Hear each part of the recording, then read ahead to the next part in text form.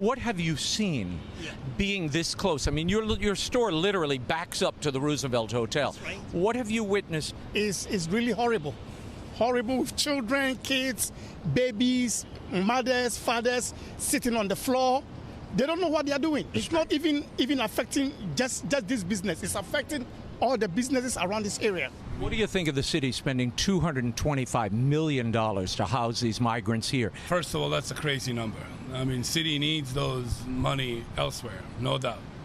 Why does New York owe this to the rest of the United States for this to pay that bill? That I don't know. This should definitely be dealt differently. I'm going to tell you what I feel about this. We have homeless vets here in this city and state, and we're not even taking care of our own people. I believe in helping everybody, but how do we go about helping other people when we're not even taking care? Now, this migrant crisis should be a wake-up call for everybody. If this is your first time on the video, welcome to Verbal on Life. My name is Noel. Be sure to hit that like button and subscribe. In this video, we're going to take a look at a video by Nate the lawyer pointing out the migrant crisis. We are really in a situation that I think this is a great wake-up call. And people are panicking. Schools are being shut down, and it's crazy. And be sure to watch this video all the way to the end so that YouTube could push this content to more people. All right, take a look. This, as an influential radio host named Charlemagne the God, says he regrets backing Biden in 2020. He told Politico, quote, "It's almost like Democrats are doing this purity test. America's not pure. The people of America are not pure. We're flawed. I'm not looking for my politicians to be pure. I'm looking for my politicians to be effective." 17% of Black Americans support former President Trump. 20% said they're not for Biden or Trump. Let's do the quick math. 37% not in the Biden coalition. That's a big number. Now, the fact that Charlemagne the God is waking up, he's a really, really strong pro-Democrat, pro-Biden supporter. And it's great that he's actually seeing the light and seeing the truth of what happened when you maintain the borders open, how it could destroy your city.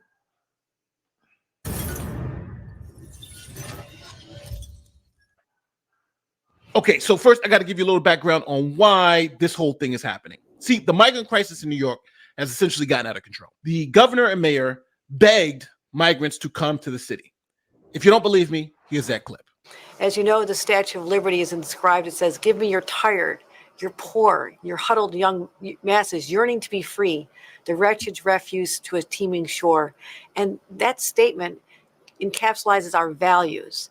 We want people to come here, despite where they came from or despite the circumstances that drove them to this country and to this state. We say you are welcome here. We are welcome with open arms, and we'll work to keep you safe. We'll not only house you, but we'll protect you. And the richness of the culture and the diversity and the food and the restaurants that we know are going to be coming because of these efforts are beyond measure. It's an extraordinary part of our story. And it's woven into the story of New York, and it makes us more vibrant. I'm from Buffalo's. The infusion of refugees from around the world has really made this community a place I grew up, a steel town. She does a really good job of something like a good person. Like she's doing something great for humanity and for people.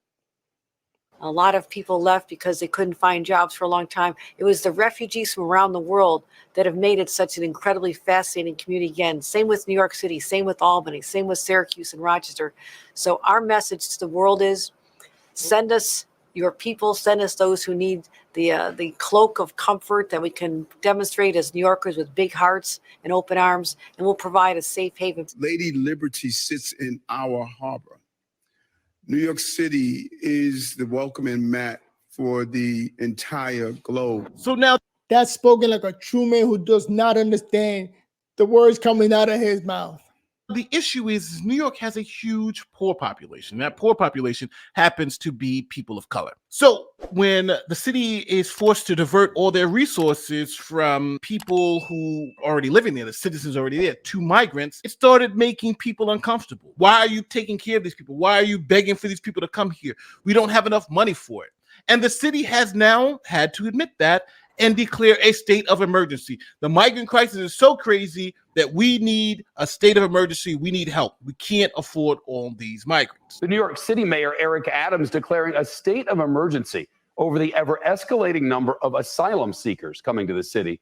The mayor says the shelter system is overwhelmed and that after today, the city will set a new record for the highest number of people ever in the system. So now, effectively, what the city is doing is saying, we're going to take the money that we were using for the poor people in our city, the actual citizens here, and we're going to give it to the migrants. We're going to give them housing and all this stuff.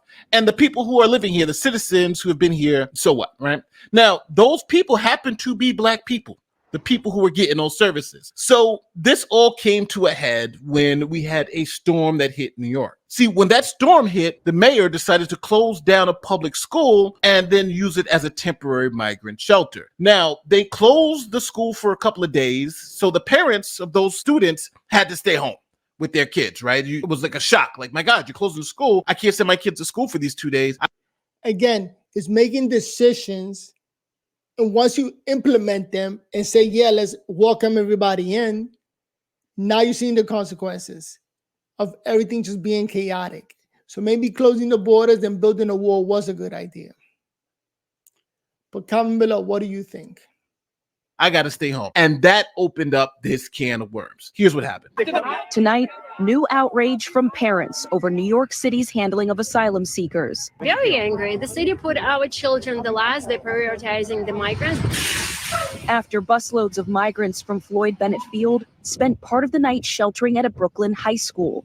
Students there learning remotely today as the school cleans up the gym where migrants slept. I found out about the situation actually around 1 o'clock afternoon yesterday when my daughter texted me, oh, by the way, we don't have school tomorrow because migrants are coming. Okay, so the issue now is that people in those poor communities are now fearful.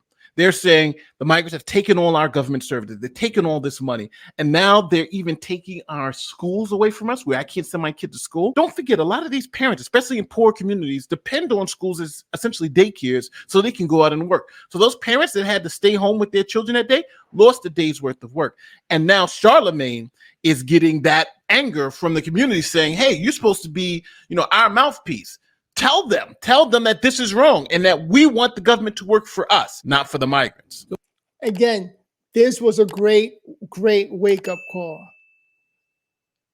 What they doing? They're sending all the high school kids to another school. Let me get that straight. No, remote learning. They got to do it from the crib. So they got to do it from home. They got to do it from home. Yep. Now, see, when I hear stories like that, it makes you say, build the wall. When I hear stories like that, it makes you say America first. That's why that rhetoric that somebody like a Trump spews or other Republicans spews, that's why it's effective. Because why do these kids have to be inconvenienced because of the migrants? Middle of the school year, you just going to tell the kids, stay home? No, find someplace else for the migrants. How is that okay? I was going to say that too. I was like, out of every place we could put the migrants, it has to be in schools. There's not any place else we could put them. And no disrespect, but they find money for everything else. We can't find money for motels, hotels, to rent gyms, gymnasiums, the Jacob Javits Center and all these big buildings. They find money for everything else, but you're going to take these kids out of school. And no disrespect, I think any parent knows that when you have to do remote learning, kids don't really focus on remote learning. Nope. They not focused. And yo, what if I can't stay home with my child? What if I can't afford a babysitter? What if I don't have a relative that can stay with my child? How are you just disrupting me in my life for these migrants? How is that okay? And listen, I'm all for assisting any human that needs assistance, but not at the sake of disrupting my kids' learning and disrupting my life. And that's my taxpayer dollars that pay for the school. Correct. I want my kids in that school, not the migrants. I don't know how that's okay, yo. Yeah, and heavy emphasis on they found this out day of. So this wasn't, obviously because of the weather, all of a sudden, but this was like a day of, hey guys, go learn remote. So what if I got to go to work? I'm already getting my ass kicked. Barely can pay my bills. Barely can keep food on the table. Inflation is high. I have to be at work. What if I can't go to work because now I got to have my child at home to learn because y'all putting some migrants in the school? How does any elected official or anybody think that's okay? This is the first time that Charlemagne talks like this. Putting it out there and being honest about what's going on in the community. I guess he's answering those phone calls and really, really being honest. This was not a good idea to campaign on. Like how? Doesn't And you even sound wonder right. why the rhetoric of build the wall and America first works for a lot of people. It's because of stuff like this. Now, the issues, obviously, with the migrant crisis are simple. The state government and the city government of New York asked for migrants to come. We saw that earlier. And now migrants are there. And now they have to take care of those quote unquote migrants that have come there. Now, what I mean by migrants are illegal immigrants who are saying they want asylum. And that's essentially what's going on at the southern border. So now you have them. But it's the people that rely on the government most who are now suffering because of these politicians. And will they continue to vote for the blue Democrats who are taking food out of their mouths, who are telling them you got to keep your kids home because we'd rather take care of migrants? And now Charlemagne and his cronies have to deal with the fact that they endorse these people, right? They said, yes, vote for Adams, vote for this guy, vote for this guy. And those policies are hurting the Democrats. Those liberal Democrats, those people of color in those poor neighborhoods are the ones suffering the most under these policies. You can name them. Defund the police. Migrants come from anywhere. Just let them come to the city. All of the policies that they're being pushed by the Democrats are hurting the people who they say they want to protect most. That is the irony here. And that's what Charlemagne the God, and I think all these people who vote for these people have to reconcile with. That's what they're reconciling with now. That's why now he's getting calls like this. I honestly have never spoken to as many people who are concerned about the migrant issue as I have, over the past year. They took 2,000 migrants and put them in the school and made the school stay home, made the students stay home and do school via Zoom. And that was a big issue. People were calling the radio station, that was just this week, really, really, really complaining about that. So I've never seen, working class people who I interact with every day until this past year really, really, really express their frustration. So as always, let me know in the comment section. Let me know how you feel about this. Now, to be fair, I don't feel sorry for any of them because even when the migrant crisis was initially going on, I was saying, hold on. It just doesn't make any sense to let everyone in. It's crazy because Obama knew this. Obama was the deporter in chief. He deported more people than Trump and Biden combined, right? He's literally called him the deporter in chief because he understood that if you let millions of migrants in, how are you going to take care of them? Trump was also the deporter in chief, right? This wasn't about politics, but now, because we're in the woke world, we're going to try to take care of everybody. But the one great thing about having these ridiculous policies is that now the people who advocate for them have to deal with them. But again, tell me where I'm wrong in the comment section. Say, Nate, you're a right-wing lunatic, and I'll never listen to you again. That's fine. But that's a great video by Nate the lawyer. And it made it clear. I wanted to share that video with you guys because it made it clear that the migrant crisis is waking people up. I think verbally it sounds good. Like, yeah, let's allow everybody in and let the border states deal with it. But ever since Mayor, I think Abbott or Governor Abbott started sending people over to the different cities, it's a wake-up call that we got to do something about this. This is insane. Closing schools down, using taxpayer for help. But let me know what you think. Write down your thoughts down below. Again, shout out to Nate, the lawyer. Did a great job showing those video clips of where the mayor first started saying that, yeah, everybody welcome, come on in, to now saying the city's about to get destroyed. And it's not going to stop anytime soon. Verbal on life. Verbal on life. Write down your comment below. Make sure you hit a like and subscribe. Peace.